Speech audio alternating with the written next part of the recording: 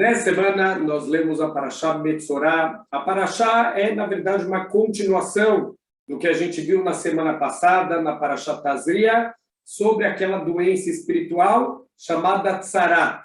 Essa doença espiritual, ela causava manchas na pele da pessoa, a pessoa tem que ficar isolada, ela passa por uma série de humilhações, de vergonha, e só depois disso que ela se arrependeu, ela pode começar o processo de cura espiritual dela. Principalmente a causa que levava ao aparecimento dessa doença era o Lashon Hará, também a pessoa ser arrogante, se achar melhor que os outros, isso causava o aparecimento da doença, e como parte do processo de purificação, ela tem que levar lá para o Beit HaMikdash, tem que levar para o Kohen, uma série de objetos que têm simbolismos que tem tudo a ver com essas transgressões do Lashon Hará, da arrogância e também outras coisas que estão envolvidas e que causavam essa doença. Então, por exemplo, tem que levar um bastão de cedro. O cedro é uma árvore alta,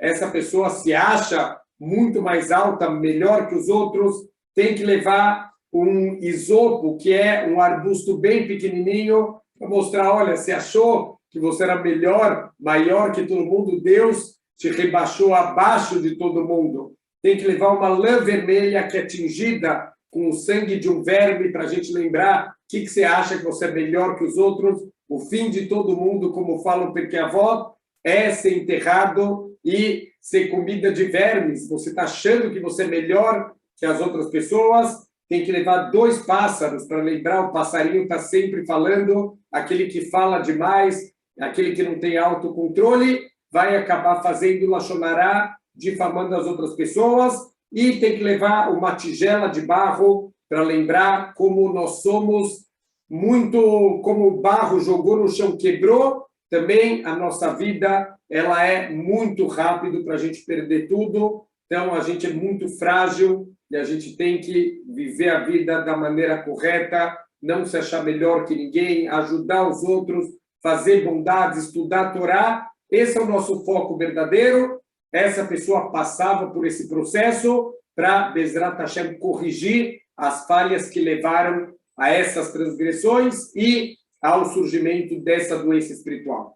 Parte final do processo de purificação tem mais algumas etapas, mas a parte final é o mergulho numa mikve. Tem que mergulhar numa piscina de águas que tem que ser águas naturais, que vêm da chuva, que vêm de um rio, e essa pessoa assim terminava o processo de limpeza. A grande pergunta é, o que mergulhar numa mikve, isso ajuda no conserto do erro que a pessoa fez, nessa purificação espiritual da pessoa? Óbvio que existem muitos motivos espirituais que estão além do nosso entendimento, mesmo a parte que a gente entende das mitzvot, é, na verdade, a ponta do iceberg do efeito verdadeiro, do funcionamento verdadeiro de cada mitzvah. Mas as mitzvot, elas têm algum entendimento e elas transmitem também mensagens importantes para a nossa vida.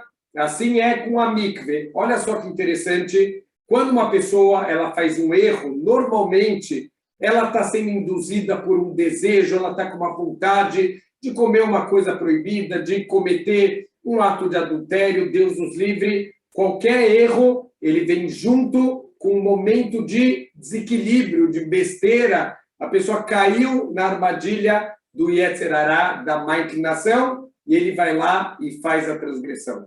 Quando ele volta para o seu equilíbrio, uau, dá um desânimo, dá um desespero. Para que eu fiz isso? E a pessoa fica mal, a pessoa começa a entrar até mesmo em depressão. Isso é perigosíssimo, porque pior do que o efeito do erro por si só, a transgressão, óbvio que ela mancha a nossa alma, mas esse desânimo, esse desespero, abre todas as portas para o Yetzer Hará, para a má inclinação, e a pessoa pode entrar agora numa queda livre espiritual. Olha só que interessante, o Rav Chaim Shmulevitz, Zecher Tzadik Libraha, ele mostra um exemplo de como isso aconteceu na prática. A Naomi tem 2 noras, a Ruth e a Orpá, famosa história que a gente fala bastante dela na festa de Shavuot, e Quando a Naomi quer voltar para a terra de Israel, ela vira para as duas noras, olha, voltem vocês, vocês são princesas, voltem lá para o palácio de vocês. Hoje em dia eu sou uma mendiga, não tenho mais nada para oferecer. Volta para casa. As duas noras, Ruth e Orpá, eram boas pessoas, pessoas com potencial espiritual. Então, não, de jeito nenhum, a gente vai com você. A Naomi insiste mais uma vez, não, voltem para casa, vão lá recomeçar a vida de vocês, não tenho mais filhos para vocês casarem, voltem para casa. A Orpá falou, tá bom, já que você insiste tanto, eu vou voltar para casa. A Naomi tentou também falar para a Ruth voltar, mas a Ruth falou, de jeito nenhum, eu vou com você, o seu povo é o meu povo, o seu Deus é o meu Deus, e esse foi o processo dela se converter e ela entrar para o judaísmo. O que saiu da Ruth? Davi Amelech, o rei Davi, e futuramente vai sair o Mashiach. Orpá voltou para casa, os nossos sábios falam que naquela mesma noite ela cometeu mais de 100 transgressões, ela caiu nos piores níveis imaginários de moralidade, de transgressão, que talvez no mundo mesmo hoje, que infelizmente a gente perdeu qualquer padrão de moralidade, até a gente ficaria chocado com o que a Orpá fez naquela noite. Espera aí, até agora elas estavam no mesmo nível. O que aconteceu? Fala o Rav Chaim Shmulevitz, ela se desesperou quando ela caiu na real, que ela perdeu uma oportunidade de ter ido com a Naomi, de ter crescido espiritualmente. Ela ficou tão abalada que ela despencou espiritualmente naquela mesma noite. Ela caiu nos piores níveis possíveis de imoralidade. Quem saiu de Orpá? Goliat, o Golias, famosa luta que vai ter lá no futuro do Davi com o Golias. Então, a gente vê que é muito perigoso a pessoa entrar em desespero, em desânimo, em depressão, porque isso abre todas as portas para o Yetzer Hará, para a nossa má inclinação. Então, qual é a solução? A pessoa fez um erro e agora? Ela vai entrar num looping de desespero, como eu conserto. A Torá falou, essa pessoa que fez Lashon Hará é gravíssimo, destrói vidas, destrói reputações, alguém pode perder emprego, você pode estragar o casamento de alguém, tem que saber que Lashon Hará é gravíssimo. Como que consertava? Agora, parte do processo é mergulhar na mikve. Fala o Sefer HaChinuch que no começo do mundo, o mundo era todo coberto de água. Depois Deus começou a separar a água da terra firme, começou a fazer todas as criaturas, por último colocou Adão. A água, ela representa o mundo antes do erro de Adam Arishon. Por isso, quando a gente mergulha na mikve, o que a gente está lembrando? De um estado antes da nossa transgressão, antes do nosso erro, é a possibilidade da renovação. A mikve tem que ter 40 CA, é um volume mais ou menos o volume do corpo de uma pessoa, e isso representa esse número 40, aparece várias vezes na Torá, aparece nos 40 dias de chuva no dilúvio, 40 anos no deserto, 40 dias de Moshe lá no Monte Sinai. O número 40 representa renovação, algo novo. Isso é o que o transgressor tem que sentir. Ele vai na mikve, é verdade, você errou, mas começa de novo. Sheva ipol tzadik vekam tzadik. Ele cai 7 vezes, ele se levanta, ele começa de novo, ele levanta a cabeça, ele aprende com o erro dele e dessa maneira ele vai conseguir melhorar, ele vai conseguir consertar. Então a gente tem que saber que sempre que a gente errar, tem que consertar, tem que ficar mal por um lado, de tentar não fazer erros, mas a gente tem que ter um autocontrole também. Fica mal, mas tem que ser uma coisa positiva, que vai te levar para um arrependimento, para um conserto e futuramente para um crescimento espiritual. Olha que incrível, teve um homem que era muito pobre, ele tinha um único livro, o Tratado do Talmud de Rosh Hashanah, ele estudou na vida dele 300 vezes.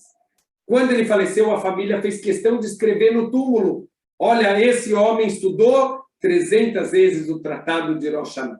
Passaram-se 100 anos da morte desse homem. Esse homem faleceu lá em Tzfat, no norte de Israel. Tinha em Jerusalém um jovem que estava no Yeshivá, começou a não gostar do estudo, começou a não se dar bem com os meninos, até que um dia ele acabou indo embora do Yeshivá e sumiu. Ninguém mais escutou notícias dele, também foi embora de casa e estava todo mundo muito preocupado, todo mundo com ele. O que aconteceu? Depois de 6 meses, esse menino entra de novo no Yeshiva, abre o livro dele e passa o dia inteiro estudando sem falar com ninguém. No final do dia, o Rosh Yeshiva, pessoa que cuidava lá do Yeshiva, veio falar com o menino: oi, olha, é uma surpresa você estar aqui, vou ser muito sincero, achei que eu nunca mais ia te ver na vida. O que te fez voltar? O que aconteceu? E o menino começou a contar: olha, eu fui embora do Yeshiva, eu fui embora de casa também, comecei a ter péssimas influências, amigos que andavam em caminhos errados, a gente passava o dia viajando, dormindo em bancos de praça, dormindo na praia, fazendo pequenos furtos para comprar comida, e a gente foi assim vivendo por meses e meses, até que a gente chegou em Tzfat, e num dos passeios que a gente estava dando lá, sem nada para fazer, eu dou de cara com o túmulo de um homem que estudou 300 vezes o Tratado de Rosh Hashanah.